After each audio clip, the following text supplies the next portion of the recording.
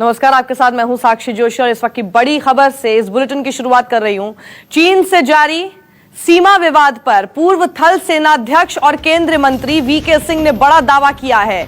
सिंह ने दावा किया है कि गलवान घाटी में दोनों देशों के सैनिकों की झड़प के पहले चीनी टेंट में आग लग गई थी।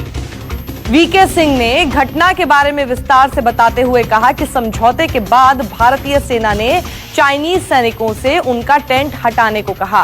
इस दौरान रहस्यमयी तरीके से चीनी टेंट में आग लग गई, जिसके बाद भारतीय और चीनी सैनिकों के बीच झड़प शुरू हो गई और इसमें भारतीय सैनिक चीनियों पर भारी पड़े।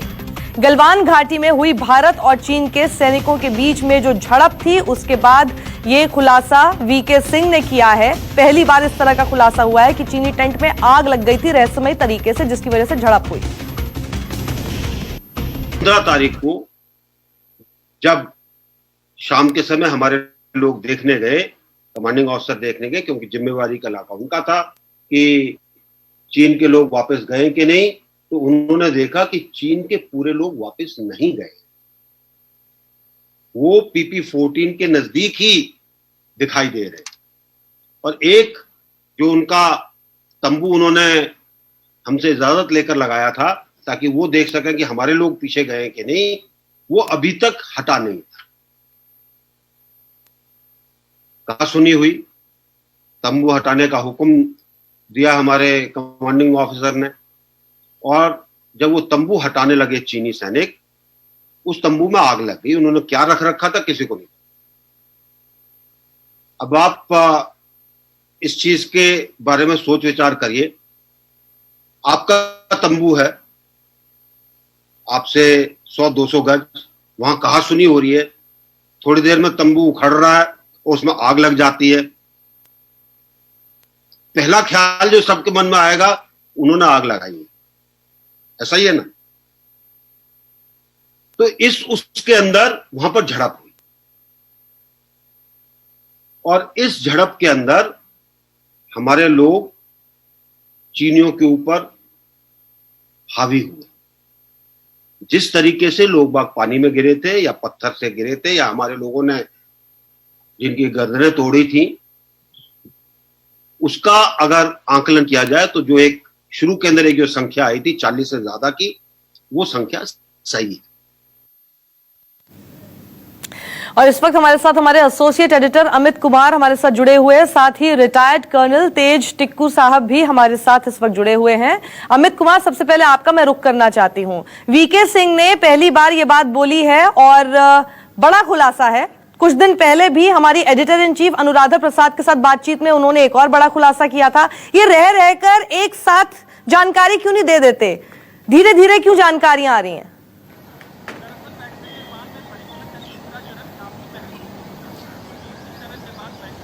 देखिए, मुझे लगता है जैसे जैसे जानकारी है, जिस तरह से चीजों को सामने आना चाहिए, क्योंकि बहुत सेंसिटिव मामला है और इसलिए जो भी जानकारी आएंगी वो छन छन की आएंगी और जैसे जरूरत होगी उस तरह से। क्योंकि अगर आप देखिए तो चाइना की तरफ से कोई भी जानकारी नहीं दी जा रही है। वो यहाँ तक भी मानने को तैयार नहीं है कि वहां पर कितने लोग उनके शहीद हुए या उनके जो सैनिक है मारे गए। लेकिन ये अपने आप में जब जनरल वीके सिंह ने ये बात, क्योंकि ये बात को लेकर जो टेंट में क्योंकि कहा जा रहा है कि जो उस वक्त जो झड़प हुई है उसकी असली वजह यही कि भारतीय सेना और कमांडिंग ऑफिसर ने टेंट हटाने को कहा और उसमें टेंट में फिर आग लग गई। शुरुआत में ये खबर आई थी कि भारतीय सेना के जवानों ने उन टेंट में आग लगा दी थी और इसके बाद झड़प हुआ। लेकिन ये अपने आप में बड़ा खुलासा है कि किस तरह से आग लगी, कैसे लगी। लेकिन ये आग लगने के बाद ये इसके बात हुई। अगर जनरल वीके सिंह ये कह रहे हैं कि आग कैसे लगी, इसका मतलब साफ है कि भारतीय सैनिकों ने वो आग नहीं लगाई थी, क्योंकि जनरल वीके सिंह पुराने आर्मी चीफ रहे हैं, उनके पास वो सारी जानकारी आज भी है जो वहां पर हुई है। तो ऐसे में अगर वो कह रहे हैं कि वहां पर आग अपने आप लगी और क्या केमिकल, क्योंकि निश्चित तौर पर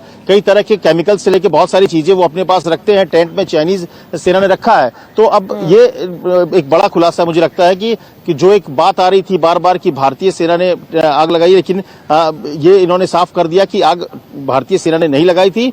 उस वक्त आग उनके अपने टेंट में अपने आप लगी है। कैसे लगी है, बेहतर है कि चाइना को इस बात के बारे में बताना चाहिए। चाइना की जो कैंप थे उसमें कुछ न कुछ ऐसी चीजें थी, या यूं कहें कि किसी अपने आप आग लगी, लेकिन ये आग वहां पे अपने आप लगी, जिसके बाद ये सारी चीजें वहां पर हुआ और ये इतना बड़ा झड़प हुई जिसमें कई लोग शहीद बिल्कुल, हुए। हमारे जवान जिन्होंने गोली तक नहीं चलाई वो आग भी नहीं लगाएंगे अमित, बिल्कुल जाहिर सी बात है, हम ऐसी हरकत वैसे करते भी नहीं है पहले। मुझे लगता है ये बात हम समझ सकते हैं रिटायर्ड कर्नल तेज टिक्कू साहब से। टिक्कू साहब, क्या समझ पा रहे हैं आप, उस टेंट में ऐसी क्या चीजें रखी हो सकती हैं जिससे कि अपने आप आग लगे, क्योंकि वो कह रहे हैं रहस्यमय तरीके से आग लग गई। देखिए, कोई रहस्य, इसमें कोई रहस्य नहीं है।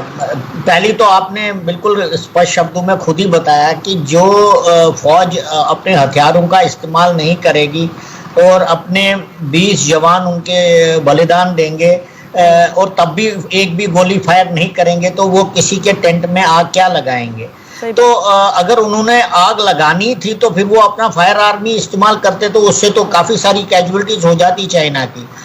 अब ऐसा है कि जो जिस प्रकार से उन्होंने वहां पर टेंट वगैरह लगाए थे और जिस प्रकार से वहां पर कंस्ट्रक्शन का काम हो रहा है, तो काफी कंस्ट्रक्शन मटेरियल में काफी एक्सप्लोसिव का इस्तेमाल होता है।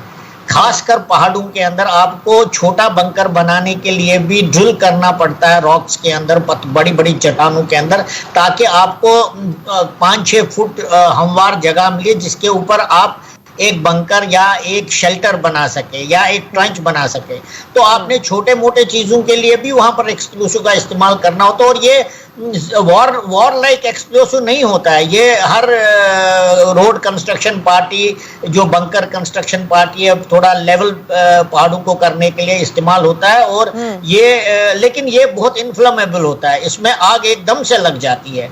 तो जाहिर है कि क्योंकि चाइनीज वहां कंस्ट्रक्शन का काफी काम कर रहे थे और आपने खुद ही देखा, आपने पिक्चर्स देखी हैं कि उनके काफी सारे हेवी इक्विपमेंट वहां से आ रहा था और पहाड़ों में वो जा नहीं सकते जब तक वो थोड़ा ट्रैक या रोड नहीं बना सकेंगे। तो हो सकता है कि उनका रोड कंस्ट्रक्शन का एक्सप्लोसिव था या साथ में एमुनिशन भी था, ये तो हम नहीं बता सकते, बट डेफिनेटली रॉक्स को ड्रिल करने के लिए, उनको हमवार जगह बनाने के एक्सप्लोसिव होता है, हर जगह पर होता है ये कंस्ट्रक्शन के लिए, और शायद उसी में आग लगी होगी। और ये भारत ने कोई जानबूझकर ऐसा नहीं किया है, क्योंकि ये तो बिल्कुल ही नामुमकिन है, नहीं तो वो अपना फायर आर्म क्यों नहीं इस्तेमाल करते।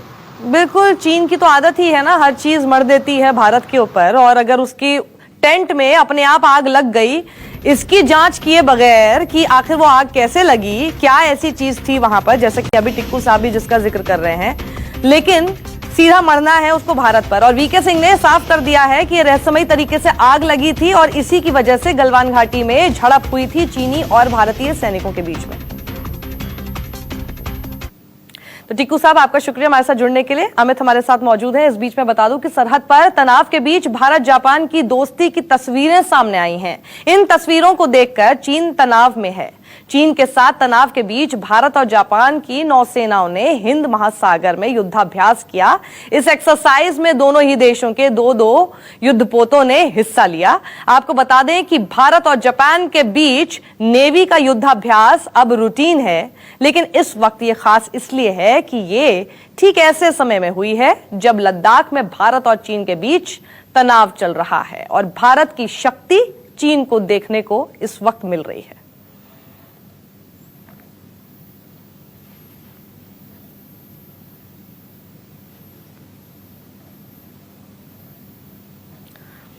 और अनलॉक 2 के लिए आज गाइडलाइंस जारी हो सकती हैं। गृह मंत्रालय अनलॉक 2 के नियम जारी कर सकता है।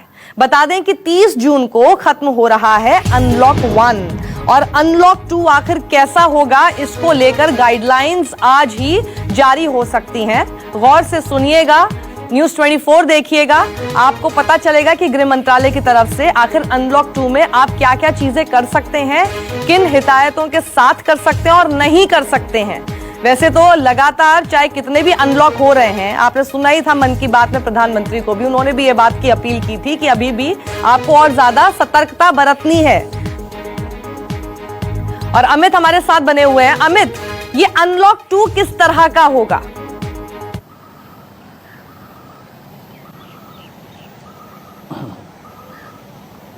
देखिए, मुझे लगता है अनलॉक अगर 1 को आप देखें और अनलॉक 1 का गाइडलाइन अगर आपने देखा हो तो अगर ध्यान हो तो मुझे लगता है अनलॉक 2 की तस्वीर उसमें थोड़ी झलक रही है, क्योंकि उसमें 3 फेज में बांटा गया था चीजें। जो पहला फेज था जिसमें कहा गया था कि 8 जून से जो रिलीजियस प्लेस को खोला जाएगा, रेस्टोरेंट खोला जाएगा, जो शॉपिंग मॉल्स है उन्हें खोला जाएगा, बाजार खोलने की बात हुई थी।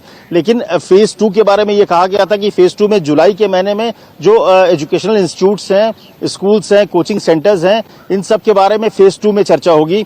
जुलाई के महीने में जो लोकल एडमिनिस्ट्रेशन है, स्टेट गवर्नमेंट है और जो हेल्थ मिनिस्ट्री का जो गाइडलाइन है उसको फॉलो करने के बाद ये तय किया जाएगा कि उन्हें खोलना है कि नहीं खोलना है। और फेज 3 उसी में जो गाइडलाइन अनलॉक 1 का जो गाइडलाइन उसमें कहा गया था कि फेज 3 जो होगा जिसमें इंटरनेशनल फ्लाइट्स चलेंगे, इसके अलावा मेट्रो रेल की बात थी, जिम चलेगा, स्विमिंग पूल से लेकर तमाम जो एक्टिविटीज, पॉलिटिकल और स्पोर्ट्स एक्टिविटीज जो है या रिलीजियस, बड़े रिलीजियस कार्यक्रम है, उन सब पर फैसला फेज 3 में किया जाएगा। तो मुझे लगता है फेज 2 का जो मामला है यहाँ पर उस पर ध्यान है, जो एजुकेशनल इंस्टीट्यूट या क्योंकि सेशन की बात हो रही है, तमाम ऐसी चीजें हैं, रेस्टोरेंट के अलावा बार और जिम वगैरह है, कुछ ऐसी चीजें हैं, तो उनको मुझे लगता है कि हो सकता है कि वहां स्टेप बाय स्टेप कुछ खोलने की बात हो। हालांकि स्टेट गवर्नमेंट को यह तय करना है कि अपने इलाके में स्ट्रिक्ट नहीं होगा। अमित, शुक्रिया हमारे साथ जुड़ने के लिए। और महाराष्ट्र का रुख करते हैं।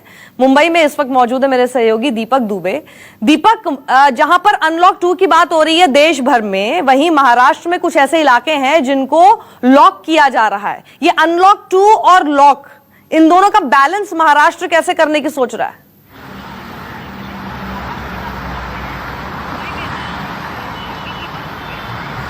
जी, महाराष्ट्र सरकार की सबसे बड़ी चिंता है कि उद्योग नगरी है। ऐसे में यहाँ पर जहाँ तमाम जो ऑफिसेज हैं या फिर कंपनीज हैं वो पूरी तरह से बंद पड़ी हुई हैं और इसका जो कहीं ना कहीं खामियाजा है वो राज्य सरकार को भुगतना पड़ रहा है। तो शायद यही वजह है कि अब जो सरकार है वो नई प्रणाली के तहत, नए नियम के तहत यहाँ पर कई चीज़ों में सहूलियत दे सकती है जो अति आवश्यक सेवाएं हैं। खासतौर पर अगर मुंबई और पुणे की बात की जाए तो बड़ी बड़ी फैक्ट्रियाँ और कंपनियाँ हैं, तो वहाँ पर लोग आने अब शुरू हो चुके हैं।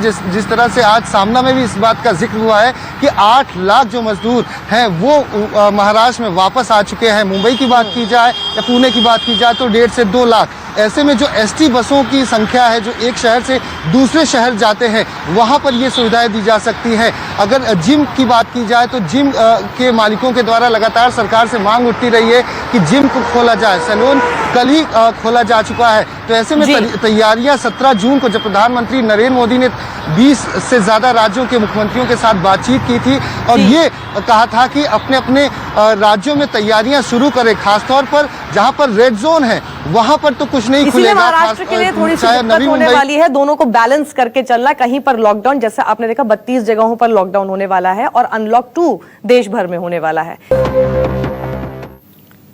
पेट्रोल डीजल की लगातार बढ़ती कीमतों को लेकर सियासी महाभारत छिड़ गई है। दिल्ली से लेकर बंगलुरु तक कांग्रेस ने प्रदर्शन किया है। दिल्ली में कांग्रेस कार्यकर्ताओं ने तेल की बढ़ती कीमतों को लेकर हल्ला बोला, तो बंगलुरु में कांग्रेस नेता और पूर्व मुख्यमंत्री सिद्धरमैया ने साइकिल चलाकर विरोध प्रदर्शन किया। 2 तस्वीरें आपके सामने, अलग अलग जगह पर दिल्ली और बंगलुरु कैसे विरोध प्रदर्शन हो रहा है। लगातार 23वें दिन पेट्रोल और डीजल की कीमतें बढ़ गई हैं। पेट्रोल देखिए अभी तक 23 दिन के अंदर 9 रुपए 17 पैसे महंगा हो चुका है, वहीं डीजल 11 रुपए 23 पैसे प्रति लीटर महंगा हुआ है। 23 दिन का ये है हिसाब जिसे विरोध प्रदर्शन के रूप में मांग रहे हैं विपक्ष के नेता। कौन लड़ेगा लड़ाई? प्रदर्शन कर रहा है पेट्रोल और डीजल। और वहीं पटना में भी कांग्रेस कार्यकर्ताओं ने प्रदर्शन किया है। ये तस्वीरें पटना से, जहां पर देखिए साइकिल चलाकर विरोध प्रदर्शन किया जा रहा है। बंगलुरु में भी इसी तरह से साइकिल चलाकर किया गया। यहां पर घोड़ा गाड़ी भी आपको एक पालकी जैसी दिखाई दे रही है, साथ ही साइकिल पर सवार हैं और हाथ में प्लकार्ड्स लिए हुए हैं। नारे भी इस्तेमाल हो रहे हैं जो कि पेट्रोल डीजल के बढ़ते दामों के खिलाफ हैं। इसी तरह से पेट्रोल डीजल की जब बढ़ती कीमतें होती थी कांग्रेस की सरकार में, तब विपक्ष की भी ऐसी तस्वीरें दिखती थी। आज कांग्रेस विपक्ष में है तो वो भी विरोध प्रदर्शन कर रही है सड़क पर उतर के। नमस्कार, मैं हूं मानक गुप्ता। अगर आपको हमारा ये वीडियो पसंद आया हो तो इसे लाइक और शेयर जरूर करें और हां, हमें सब्सक्राइब और फॉलो करना ना भूलें ताकि आप देश और दुनिया की कोई खबर मिस ना करें। तो जुड़े रहिए हमारे साथ और देखते रहिए न्यूज़ 24।